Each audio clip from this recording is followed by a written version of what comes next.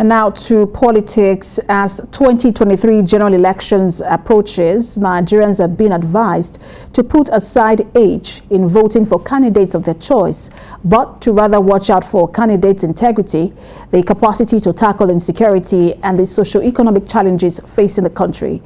A renowned Islamic cleric and the chief missioner of Ansar-deen Society of Nigeria, Imam Abdulrahman Ahmad, delivered a lecture in Osogbo on the issue. Rafi Hamid reports. Nigeria, no doubt, is faced with a lot of challenges. Top among the challenges is insecurity, coupled with economic crisis and corruption. Nigerians are, however, not happy with the problems and want them addressed by government. At the 10th Triennial Conference of Ansar-deen Society of Nigeria, held in Osogbo, Imam Abdulrahman Ahmad identifies lack of honesty on the part of leaders as a bane of insecurity.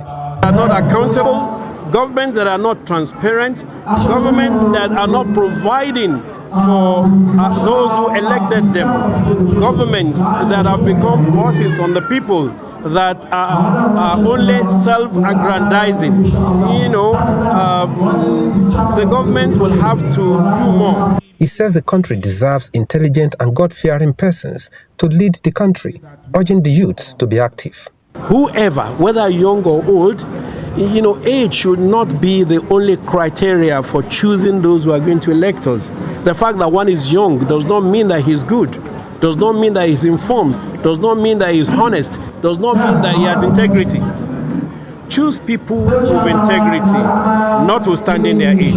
Participants call on Nigerians to give necessary support to government. The government has its own role to play.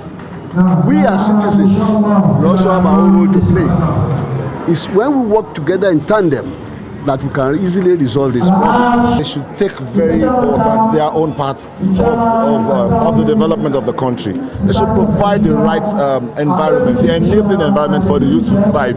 They should showcase and show us the right way to go. The need for parents to return back to core values of honesty, integrity, and hard work was also emphasized. We need to go back to our morals, teach our children the way to live, the way to go. Let them know the Lord. We should try to train up our children in a good manner. So when they mix to the society, they will be useful and they develop the society as well. The event brings together youths of the organization from across the country. Rafi Hamid, TVC News, Osogbo. With judicial matters, Justice Emeka Owinte of the Federal High Court sitting in Abuja has refused the bail for suspended Deputy Commissioner of Police Abba Kyari. The court held that the NDLEA has presented sufficient evidence before it, enough for it to refuse bail. The NDLEA, in its counter affidavit to Mr. Kyari's bail application, held that it is inappropriate to grant bail to the applicant because of the facts and circumstances of the case. The applicant is already facing extradition on charges of wire fraud. The second applicant, who is an assistant superintendent of police, is under investigation for money laundering and may face charges on same. The court also ruled that the medical challenges of the applicant is not beyond the capacity of the NDLEA, and the applicant is a flight risk and may jump bail. The court also refused the bail application of the fourth and fifth applicants on grounds that the respondent has been able to establish criminal responsibility against them. The court also ordered the remand of Abba Kyari in the Kuje Correctional Center, while others involved were taken to the Suleja Correctional Center. The matter was adjourned till the 27th April for ruling. And now to Ondo State, where 3 workers of an exploration and production company limited in Ilaje Council area have been arraigned before an Akure magistrate court for murder, arson, malicious damage, and destruction of property through illegal bunkering activities. The workers, Anthony Wumba, Orofin Yomi, and Patrick Aganyebi, were charged by the police for the murder of 9 persons by setting them ablaze through illegal bunkering activities in the vessel. They were accused of committing an offense contrary to Section 316, subsection 9 of the Criminal Code. The trio were charged for causing an explosion that set ablaze Sheba Company vessel valued at 41.6 billion naira through illegal bunkering activities, contrary to Section 443, subsection B of the State Criminal Code. However, counsel to the suspects, Benson and Ikwemehi, described the charges as trumped up. Smooth screen that the police normally use when you just arraign somebody and say it's murder. You don't go beyond it. And so because it's murder, let's go and reprimand him, or remind him rather. This one has removed that veil, and the court has admitted them to bail. The court wasn't satisfied that the elements of murder, as it were, are present in this matter, and therefore has admitted the defendants to bail, and we will go ahead to perfect the bill. The matters are adjourned to 12th of July.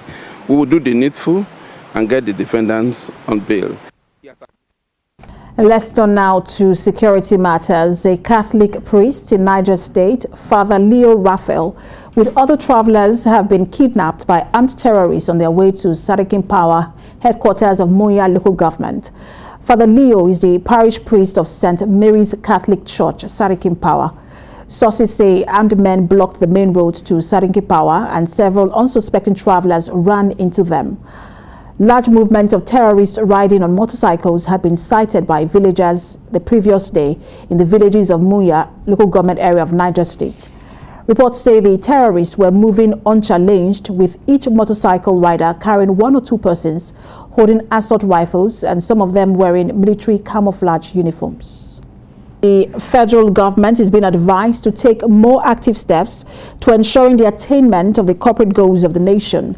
The advice was given at a conference on national issues in Lagos, and we have a report. According to research by SBM Intelligence, at least 10,300 Nigerians lost their lives in 2021, which represented a 47% increase over 2020's figure of 7,063.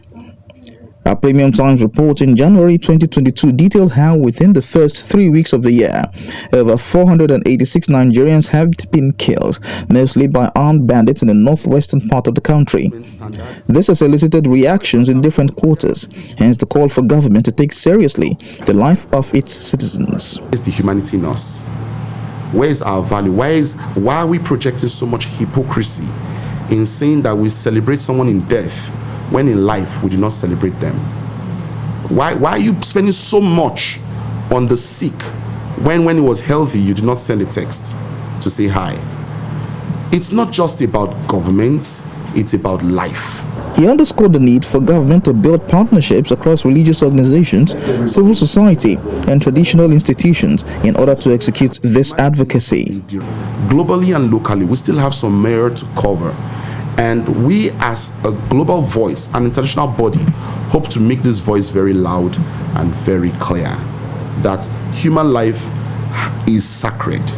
Human life has sanctity, and human life should be valued. He therefore urged the government to build policy frameworks and effective coalitions that extract commitments and actions from all sectors of the society to fight this menace. Theophilus Ilama, TVC News, Lagos. In his continued efforts aimed at advocating for the need of the elderly and less privileged children in the country, a humanitarian organization is calling on the government to initiate functional policies and programs that will support the welfare of older persons and the vulnerable. Addressing journalists at an empowerment program in Lagos, the chairman of the group, Mr. Kazim Olashile, said Nigeria requires urgent reforms to boost the productivity of its citizens for economic prosperity of all.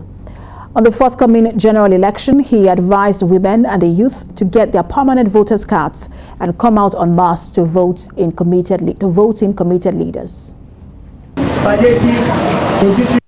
Most of our elders, they are not taking care and they are not well taking care of most of the elder people like 65 to 70, including the children. Look at nowadays, no job, nothing. And we continue